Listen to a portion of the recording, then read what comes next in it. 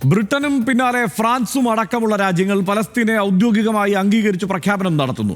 കാനഡയും ഓസ്ട്രേലിയയും അടക്കമുള്ള രാജ്യങ്ങൾക്കും അതേ നിലപാടാണ്. പലസ്തീനെ ഒരു ദേശരാഷ്ട്രമായി അംഗീകരിച്ച രാജ്യങ്ങൾ നേരത്തെ തന്നെ വേറെയുമുണ്ട്. ഇവർക്കെല്ലാം മറുപടിയായി പലസ്തീൻ ഇന്നൊരു രാഷ്ട്രമേ ഭൂമിയിൽ ഉണ്ടാകില്ല എന്നും അതിനെ തുടച്ചു നീക്കുമെന്നും നെതന്യാഹു ഭീഷണി മുഴക്കുന്നു. ഒളിഞ്ഞും തെളിഞ്ഞും പൂർണ്ണ പിന്തുണയുമായി അമേരിക്കയും ട്രംപും ഒപ്പമുണ്ട്. ഐക്യരാഷ്ട്രസഭയുടേത് പരിപൂർണ നിസ്സഹായതയാണ്. ഇസ്രയേലിനും പലസ്തീനിനും ഇടയിൽ ദ്വിരാഷ്ട്ര പരിഹാരം സാധ്യമാകും. ഗാസയിലെ കൊന്നു തീർക്കലിന് വംശഹത്യയ്ക്ക് തടയിടാൻ ആർക്കുമാകില്ലേ?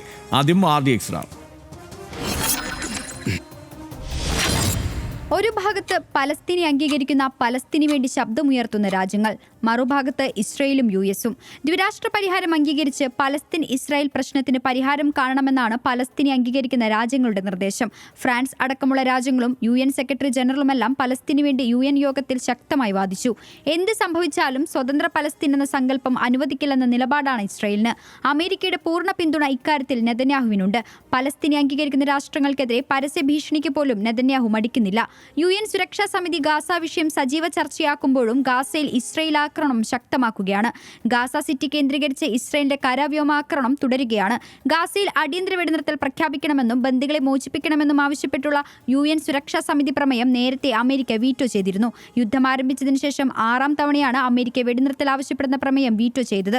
പശ്ചിമേഷ്യൻ സംഘർഷം എങ്ങനെ പരിഹരിക്കണമെന്നതിൽ അമേരിക്കയും അവരുടെ യൂറോപ്യൻ സഖ്യകക്ഷികളും തമ്മിലുള്ള എക്കാലത്തെയും ശക്തമായ ഭിന്നതയാണ് UN-ലും പുറത്തും കാണാനാകുന്നത്. RDX rap news Malayalam.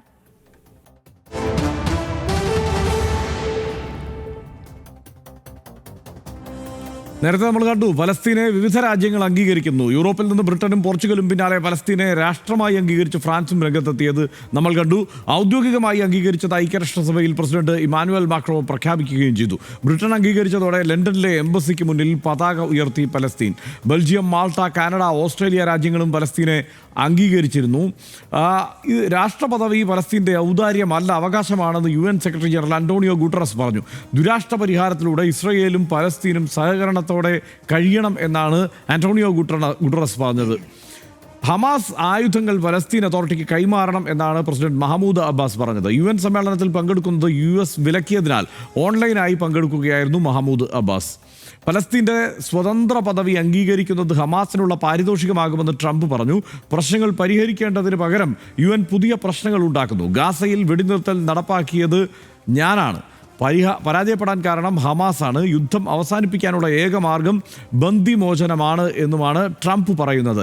Palestine എന്ന രാജ്യത്തെ പൂർണ്ണമായി ഇല്ലാതാക്കുമെന്ന് അംഗീകരിച്ച രാജ്യങ്ങളോട് നെതന്യാഹു പറഞ്ഞു. പലസ്തീനെ അംഗീകരിക്കുന്ന നേതാക്കൾ ഭീകരതയ്ക്ക് പ്രോത്സാഹനം നൽകുകയാണ് എന്നാണ് നെതന്യാഹു പറയുന്നത്.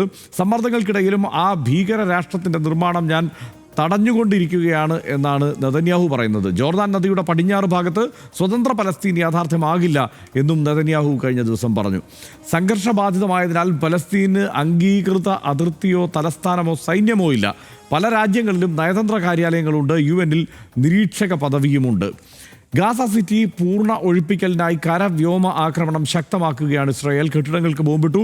പലസ്തീനികൾ കൂട്ടത്തോടെ ഗാസ സിറ്റി വിട്ട് മധ്യ ഗാസയിലേക്ക് പലായനം ചെയ്തുകൊണ്ടിരിക്കുകയാണ് എന്ന സാഹചര്യവുമാണ്. സനീഷ്, ഇപ്പോൾ നമ്മൾ എത്രയോ ഈ RDX ഒക്കെ തുടങ്ങിയ സമയം മുതൽ എത്രയോ തവണ ഈ ഗാസയിലെ ഈ വംശഹത്യ ആവർത്തിച്ച് ചർച്ച ചെയ്തു പോയി.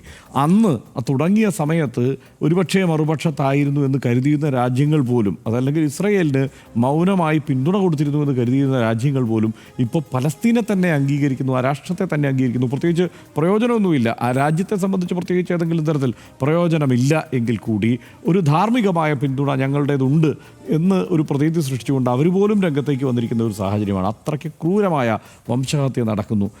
തൽക്കാലം നമ്മൾ എന്ത് ചർച്ച ചെയ്യാനാണ്? നിശ്ചയമായിട്ടും എന്ത് ചർച്ച ചെയ്യാനാണ്? അതാണ്, അതായത് ഒന്ന്, ഇപ്പോൾ എങ്കിലും പിന്തുണച്ചില്ലെങ്കിൽ പിന്നെ മനുഷ്യരാണെന്ന് പറഞ്ഞ് ജീവിച്ചിരിക്കുന്ന കാര്യമില്ല എന്ന് തോന്നുന്നുണ്ടാകും ഈ ലോകരാഷ്ട്രങ്ങൾക്ക് എന്നാണ് ഞാൻ വിചാരിക്കുന്നത്. ഐക്യരാഷ്ട്രസഭയ്ക്കകത്ത് 193 ആകെ രാജ്യങ്ങളാണ്, അംഗരാജ്യങ്ങളുള്ളത്. അതിൽ 157 രാജ്യങ്ങൾ ഇപ്പോൾ പലസ്തീൻ്റെ നിലനിൽപ്പ് അംഗീകരിച്ചിട്ടുണ്ട്. എന്ന് വെച്ചാൽ UN-ലെ അംഗരാഷ്ട്രങ്ങൾ 81% രാജ്യങ്ങൾ ഇപ്പോൾ പലസ്തീൻ എന്നൊരു രാജ്യമുണ്ട്. അതിൽ തന്നെ ദുരാഷ്ട്രവാദമാണ്. ഇസ്രായേലും പലസ്തീനുമായിട്ട് മുന്നോട്ട് പോകണം എന്ന നിലപാട് 81% രാജ്യങ്ങൾക്കുണ്ട്. പക്ഷേ അത് ആശ്വാസകരമാണ് എന്നൊരു വാക്ക് നമ്മൾ നാക്കുകൊണ്ട് പറയുമ്പോൾ എന്താശ്വാസകരമാണ്? 1 ലക്ഷം 1.5 ലക്ഷം ആളുകൾ, കുഞ്ഞുങ്ങൾ മരിച്ചുകൊണ്ടേയിരിക്കുകയാണ്. രാഷ്ട്രത്തിന് പിന്തുണ കിട്ടി എന്ന് മരിക്കുന്നൊരു കുട്ടിയോട്, ഭക്ഷണം കഴിക്കുന്നൊരു കുട്ടിയോട് പറഞ്ഞിട്ട് വല്ല കാര്യമുണ്ടോ? ഇതാ നിങ്ങളുടെ രാഷ്ട്രത്തിന് ഫ്രാൻസും UK ഒക്കെ പിന്തുണക്കുകയാണ് എന്ന് പറഞ്ഞതുകൊണ്ട് ഭക്ഷണം കിട്ടാത്തൊരു കുട്ടിക്ക് എന്ത് നേട്ടമുള്ളത്? അപ്പോൾ ഇവരുടെ കുറേയൊക്കെ മൗനം, ലോകരാഷ്ട്രങ്ങളുടെ മൗനം, അതിൽ തന്നെ നമ്മുടെ രാജ്യത്തിൻ്റെയൊക്കെ മൗനമൊക്കെ ചരിത്രം എങ്ങനെയാണ് രേഖപ്പെടുത്തുക എന്നത് ഒരുപക്ഷെ നമ്മൾ കാണില്ലായിരിക്കും, വരും തലമുറകൾ കാണുമായിരിക്കും. ഇത്രമാത്രം വലിയ ഒരു അങ്ങേയറ്റം നിന്ദ്യമായിട്ടുള്ള അതിക്രൂരമായിട്ടുള്ള ചില കാര്യങ്ങൾ ഇങ്ങനെ നടന്നുകൊണ്ടിരിക്കുമ്പോൾ എന്താ ലോകം ചെയ്തത് എന്നുള്ളത്. ഇപ്പം France, Belgium, UK, Portugal, Australia, Canada എന്ന് പറഞ്ഞാൽ ലോകത്ത് മുഴുവൻ പറഞ്ഞാൽ അറിയുന്ന രാജ്യങ്ങൾ ഇവർക്ക് വേണ്ടി നിൽക്കുകയാണ്. അതിലേറ്റവും പ്രധാനപ്പെട്ടതായിട്ട് ഈ ഒടുവിൽ ഞാൻ കണ്ടത് ഈ ഇറ്റലിയോട് ആദരവ് തോന്നും. അവിടെ മിലാനിൽ വലിയ പ്രൊട്ടസ്റ്റ് നടക്കുകയാണ്. അതായത് രാജ്യത്തിനകത്തെ പൗരന്മാരെന്തെങ്കിലും ബുദ്ധിമുട്ട് നേരിട്ടാൽ എങ്ങനെയാണോ രാജ്യത്തിനകത്ത് ആഭ്യന്തരമായിട്ട് അവർ സമരം നടത്തുക, അതുപോലത്തെ സമരം അവർക്ക് കാണുകയോ അറിയുകയോ ചെയ്തിട്ടില്ലാത്ത പലസ്തീന എന്ന രാജ്യത്തെ ജനങ്ങൾക്ക് വേണ്ടിയിട്ട് ഇറ്റലിക്കാർ നടത്തുകയാണ്. അവിടുത്തെ വളരെ താഴെത്തട്ടിലുള്ള തൊഴിലാളികളുടെയും ഈ സാധാരണക്കാരുടെയും ട്രേഡ് യൂണിയനുകൾ അവിടെ വലിയ സമരം നടത്തുകയാണ്. അവിടെ അമേരിക്കൻ പതാക കത്തിക്കുന്നു, ആ നിലക്കുള്ള വലിയ സമരം അവിടെ നടത്തുകയാണ്. ഇസ്രായേലുമായിട്ട് എല്ലാ ബന്ധങ്ങളും കട്ട് ചെയ്യണം എന്നാണ് അവരുടെ ആവശ്യം. ഇപ്പോൾ ക്രിക്കറ്റ് UEFA അവരുടെ ഇസ്രായേലിനെ മാറ്റി നിർത്തണം എന്ന നിലപാടിലേക്ക് പോകുന്നു. ഈ തരം കർക്കശമായുള്ള നിലപാടുകളിലേക്ക് രാജ്യങ്ങൾ എത്തിക്കാൻ പക്ഷേ എത്ര മനുഷ്യരുടെ ചോര, എത്ര കുഞ്ഞുങ്ങളുടെ പട്ടിണി, എത്ര കുഞ്ഞുങ്ങളുടെ ഇല്ലാതാകൽ, ഗർഭസ്ഥ ശിശുക്കളുടെ ഇല്ലാതാകൽ ഉണ്ടായി എന്ന് ആലോചിക്കുമ്പോഴാണ് നമുക്ക് അങ്ങേയറ്റം സങ്കടകരമായ ഒരു സാഹചര്യം വരുന്നത്. ഇത് പലസ്തീൻ നിലനിൽക്കുന്ന കാര്യത്തിൽ ഹർഷ നമുക്ക് ഏതെങ്കിലും തരത്തിലുള്ള സംശയം ഉണ്ടാകേണ്ടതില്ല. പലസ്തീൻ ഉണ്ടാകും, എല്ലാ കാലത്തും ഉണ്ടാകും. ഒന്ന് നമ്മുടെ ലോകത്തെ ഭരിക്കുന്ന ഏറ്റവും ഇപ്പം വീറ്റോ പവറുള്ളത് America, Russia, China, France, UK ഈ രാജ്യങ്ങൾക്ക് മാത്രമാണ് വീറ്റോ പവർ ഈ UN-നകത്ത് ഐക്യരാഷ്ട്രസഭയ്ക്ക് ഉള്ളത്. എന്ന് വെച്ചാൽ ഇവരൊക്കെ വലിയ രാജ്യങ്ങളാണ്. ഈ അമേരിക്ക എന്ന് വെച്ചാൽ ഈ വലിയ രാജ്യങ്ങളുടെ തലപ്പത്തിരിക്കുന്ന ആളുകൾ സിക്കായ രോഗാതുരമായ മനസ്സുള്ള ആളുകളായിരിക്കുമ്പോഴുള്ള ഒരു അപകടകരമായ സാഹചര്യമാണ് ലോകം നേരിട്ടുകൊണ്ടിരിക്കുന്നത്. ഇവരെല്ലാം നമ്മളെയൊക്കെ പോലെ എന്നെ വർഷയും ഈ സാധാരണ മനുഷ്യർ ഓരോരുത്തരെയും പോലെ ഒറ്റ മനുഷ്യരാണ്. ഇപ്പോൾ ബെഞ്ചമിൻ നെതന്യാഹു എന്ന് വെച്ചാൽ ഒറ്റ മനുഷ്യനാണ്, പക്ഷേ അങ്ങേയറ്റം സിക്കായിട്ടുള്ള മനസ്സ്, ഒരു രോഗാതുര മനോനിലയുള്ള ഒരു മനുഷ്യൻ ആണ് അയാൾ എന്ന കാര്യത്തിൽ യാതൊരു സംശയമില്ല. അത്രത്തോളം ഇല്ലെങ്കിലും അയാളെ പിന്തുണക്കുന്ന ഒരാളായിട്ട് ഈ ട്രംപ്. അപ്പോൾ പ്രധാനപ്പെട്ട രാജ്യങ്ങളുടെ തലപ്പത്തേക്ക് വരുന്ന ഒറ്റ വ്യക്തികൾ ലോകത്തെ 10,000-കണക്കിന് ലക്ഷക്കണക്കിന് മനുഷ്യർക്ക് കൊടുക്കുന്ന ഈ ശിക്ഷ എത്രത്തോളമാണ് എന്ന് ലോക ചരിത്രം മനസ്സിലാക്കാനുള്ള ഒരു സംഗതി കൂടിയായിട്ട് ഇത് ചരിത്രത്തിൽ അവശേഷിക്കും.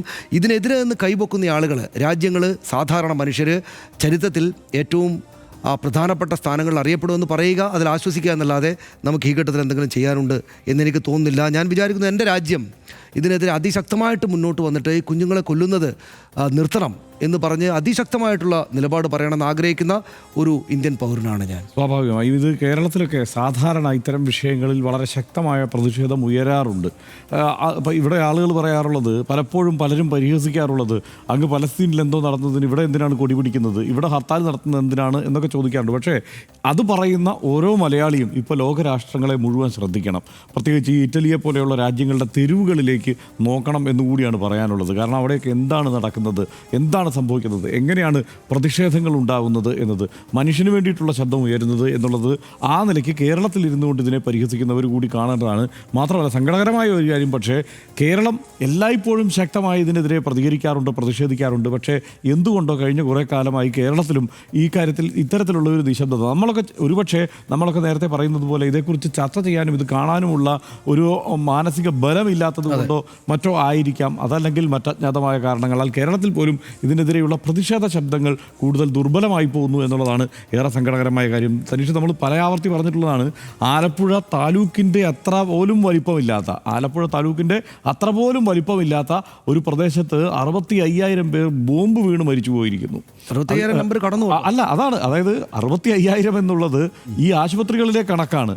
അത് 2 ലക്ഷത്തോളം ആകാം എന്നാണ് പറയുന്നത്. ആശുപത്രികളിൽ നിന്ന് കിട്ടുന്ന കണക്കാണ് ഈ 65,000. ആശുപത്രികളിലെത്താതെ ഈ കെട്ടിടങ്ങൾക്കടിയിൽ കിടക്കുന്നത് എത്ര പേരാണ് എന്നെങ്ങനെയാണ് നമുക്ക് പറയാനാവുക? പലായനം ചെയ്യുന്ന ആളുകളുടെ ദൃശ്യങ്ങൾ പോലും കണ്ടാൽ നമുക്ക് സഹിക്കാൻ പറ്റില്ല. അവർ പോകുന്ന വാഹനങ്ങൾ കണ്ടാൽ നമുക്ക് സഹിക്കാൻ പറ്റില്ല. അതാണ് അവിടുത്തെ അവസ്ഥ. അതിൽ കണക്കുകൾ നോക്കിയാൽ 217 പത്രപ്രവർത്തകർ ഇതുവരെ അവിടെ കൊല്ലപ്പെട്ടിട്ടുണ്ട്. ഈ ചെറിയ സ്ഥലത്താണ് 217 പത്രപ്രവർത്തകർ, മാധ്യമപ്രവർത്തകർ ഈ കാലത്ത് അവിടെ കൊല്ലപ്പെട്ടിട്ടുണ്ട്. 120 അക്കാദമിക് വിദഗ്ധന്മാർ കൊല്ലപ്പെട്ടിട്ടുണ്ട്. 224 മനുഷ്യാവകാശ പ്രവർത്തകർ അവിടെ അവിടെ കൊല്ലപ്പെട്ടിട്ടുണ്ട്. ഇതാണ് ഈ ഒരു താലൂക്ക്, ആലപ്പുഴ താലൂക്കിൻ്റെ വലിപ്പമുള്ള പ്രദേശത്ത് സംഭവിച്ചിട്ടുള്ള കാര്യമാണ് ഇത്രയധികം പേർ കൊല്ലപ്പെട്ടു എന്നുള്ളത്. അതുമാത്രമല്ല, ഇതിനെക്കുറിച്ച് ഈ ഇസ്രായേൽ സൈന്യം നടത്തുന്ന വിലയിരുത്തലും അവരുടെ ഔദ്യോഗിക ഡേറ്റ പ്രകാരം കൊല്ലപ്പെട്ടതിൽ 83% സിവിലിയന്മാരാണ്. അതായത് 83% സാധാരണക്കാരെയാണ് കൊന്നിരിക്കുന്നതെന്ന് ഇസ്രായേൽ തന്നെ വിലയിരുത്തുന്നുണ്ട്. അപ്പോൾ ഹമാസിനെ കൊല്ലാനാണ് ഈ ആക്രമണം നടക്കുന്നത്, ഹമാസിനെ നശിപ്പിക്കാൻ വേണ്ടിയിട്ടാണ് ഈ ആക്രമണം നടത്തുന്നത്, ബന്ധുക്കളെ മോചിപ്പിക്കാൻ വേണ്ടിയിട്ടാണ് ഈ ആക്രമണം നടത്തുന്നത് എന്നൊക്കെ പറയുമ്പോഴും അവിടുത്തെ സാധാരണക്കാരുടെ തലയിലാണ് ഈ ബോംബ് കൊണ്ടുവന്നിടുന്നത്. ഇസ്രായേൽ സേനയ്ക്ക് തന്നെ അറിയാം 83% പേര്. ആ 83 എന്നുള്ളത് ഇസ്രായേലിൻ്റെ കണക്കായതുകൊണ്ട് തന്നെ ഒരു സംശയവുമില്ലാതെ നമുക്ക് 90% മേൽ സാധാരണക്കാരും പാവപ്പെട്ടവരുമാണ് ഈ കൊല്ലപ്പെടുന്നതെന്ന് പറയാമല്ലോ. ബാക്കിയുള്ളവർ ഹമാസാണ് എന്ന് ആരോപിക്കപ്പെടുന്നവർ മാത്രമാണ് എന്നതാണ് സാഹചര്യം. അപ്പോൾ ഇത് നമുക്ക് മനുഷ്യ രാശിക്ക് സഹിക്കാവുന്ന ഒരു കാര്യമല്ല അവിടെ സംഭവിച്ചുകൊണ്ടിരിക്കുന്നത്. ഐക്യരാഷ്ട്രസഭയുടെ അടിസ്ഥാന തത്വങ്ങൾ ഉപരോധാവസ്ഥയിലാണ്. UN സെക്രട്ടറി അന്റോണിയോ ഗുട്ടറസ് അല്പം മുമ്പ് UN അസംബ്ലിയിൽ പറഞ്ഞ വാക്കുകളാണിത്. ഗാസ ചീന്തിൽ നിരപരാധികളുടെ ചുടുചോര ചാലിട്ടൊഴുകിക്കൊണ്ടിരിക്കുന്ന ഈ ദിവസങ്ങളിൽ ഒന്നും ചെയ്യാനാകാതെ നിൽക്കുന്ന ലോകത്തിൻ്റെ നിസ്സഹായാവസ്ഥ മുഴുവൻ ആ വാക്കുകളിലുണ്ട്. പരിപൂർണമായ നിസ്സഹായത. അപ്പോഴും കൊന്നു തീർക്കുമെന്ന് ചോരനാവ് നീട്ടി അട്ടഹസിക്കുകയാണ് ഇസ്രായേൽ എന്ന നീച രാഷ്ട്രം. പട്ടിണി കിടന്ന് എല്ലുന്തി നെഞ്ചുകൂട് കെട്ടിയ കുഞ്ഞുങ്ങളെ, മുലപ്പാൽ പറ്റിയ അമ്മമാരെ, ചെറുപ്പക്കാരും വൃദ്ധരുമെന്നില്ലാതെ ഒരു ജനതയെ ഒന്നാകെ കൊന്നു തീർക്കുകയാണ് ഇസ്രയേലും അമേരിക്കയും, അല്ലെങ്കിൽ ഇസ്രയേൽ അമേരിക്കയുടെ പിന്തുണയോടെ. നമ്മൾ തന്നെയോ നമ്മുടെ അയൽപക്കമോ അല്ലാത്തത് കൊണ്ട് ആ ജനത നമുക്ക് വിദൂരത്തെവിടെയോ ഉള്ളൊരു നെടുവീർപ്പ് മാത്രമാകുന്നു. കൊടിയ അനീതിയാണിതെന്ന് നമുക്ക് ഉറക്കെ പറയുകയെങ്കിലും ചെയ്യാം. പ്രിയകവി കുരിപ്പുഴയെ കടമെടുക്കട്ടെ, ദുർവിധി ചൊല്ലി നദിയും ജനങ്ങളും, കൊല്ലരുതേ തേങ്ങുന്നു വിത്തും കലപ്പയും.